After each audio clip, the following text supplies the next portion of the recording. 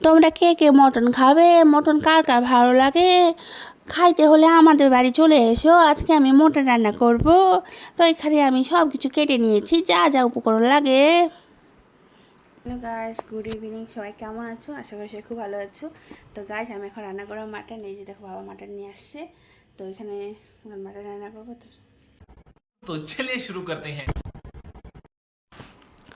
আর এখানে দেখো, আমি ব্লেন্ডারে আদা, রসুন, জিরা আর শুকনো লঙ্কা পেস্ট করে নিব।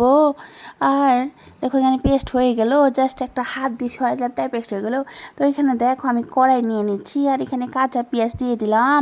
আর এখানে কিছু লঙ্কা চিড়ে চিড়ে দিয়ে দিচ্ছি। আমি একটু ঝাল খেতে বেশি পছন্দ করি, তাই আমি শুকনো লঙ্কা দিয়েছি, আর কাঁচা লঙ্কা অনেকগুলো দিয়ে দিয়েছি। আর এখানে দেখো, আমি রসুনগুলো দিয়ে দিলাম। তো এগুলো আমি একটু লবণ হলুদ দিয়ে ভালো করে পেস্ট কেটে মাখবো। আর দেখো, আমি এখন ভালো মতো করে মাখিয়ে নিলাম। এখানে লবণ দিয়ে দিচ্ছি পরিমাণ মতো। আর দিয়ে তারপরে দেখো, ভালো মতো করে পেঁয়াজের সব রস আমি বার করে নিব। তো এখানে দেখো, এখানে হলুদ দিয়ে দিলাম। হলুদটা এখন ভালো মতো করে দিয়ে মাখবো। তোমাদের কার কার মটন খেতে ভালো লাগে? আমার তো মটন এটা খুব ভালো লাগে, কিন্তু এখন যা গরম পড়ছে, মটন না খাওয়াই ভালো। কিন্তু যাই হোক, মটন খেতে তো ভালোই লাগে, তাই আর মুখটাকে তো আর বাদে রেখা যায় না। তো এখানে দেখো, এখানে মটনগুলো ধুয়ে ধুয়ে দিয়ে দিলাম। এখানে দেখো, চর্বি অনেকটাই দিয়ে দিয়েছে, আর চর্বিওয়ালা মটন খেতে খুবই ভালো লাগে। ওজন বাড়ছে বাড়ুক, তাতে আমাদের কি? মরার পরে তো আর আমরা হেঁটে হেঁটে যাবো না, আমাদের চার গাড়ি করে নিয়ে যাবে, তাই ওজন বাড়ছে বাড়ুক, তাতে আর সমস্যা নাই। এখানে পরিমাণ মতো তেল দিয়ে ভালো করে মেখে নিলাম।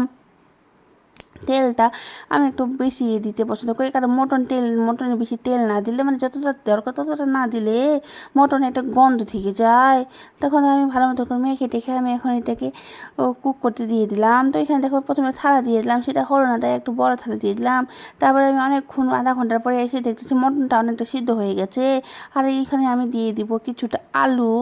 আর এখানে দেখো, আমি যে মশলাটা আগে করে রাখলাম সেটা দেওয়া হয় না, ভুলে গেছিলাম।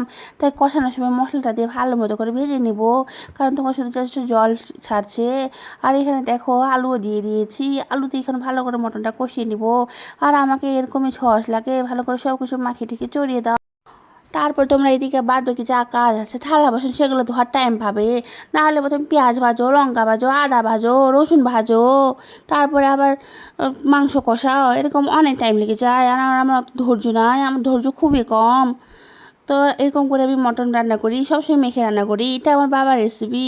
আর দেখো, তোমাদেরকে দেখা দেখে দেখে আর মটনটা পড়ে গেলো, না জানি কার লোভ লেগেছে আমার মটনের দিকে। তো এখানে দেখো, আমার মটনটা হয়ে গেল, একটু জল দিয়ে দিলাম। আর মটনটা দেখো, কালারটা সে সুন্দর আসছে, আর এরকম পাতলা পাতলা ঝোলে খেতে লাগে। তো চলো, টাটা বাই বাই, আমি খাই, তোমরা দেখো, লোভ লাগাইও না।